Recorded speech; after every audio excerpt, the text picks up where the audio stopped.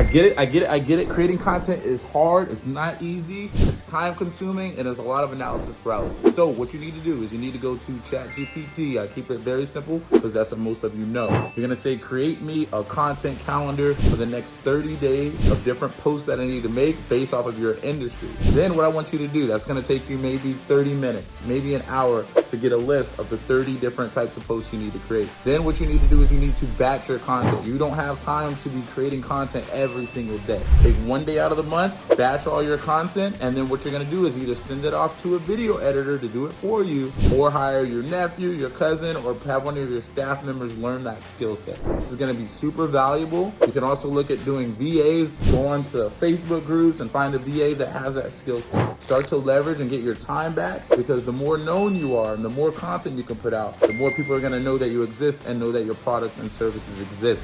Let's go take action and crush it.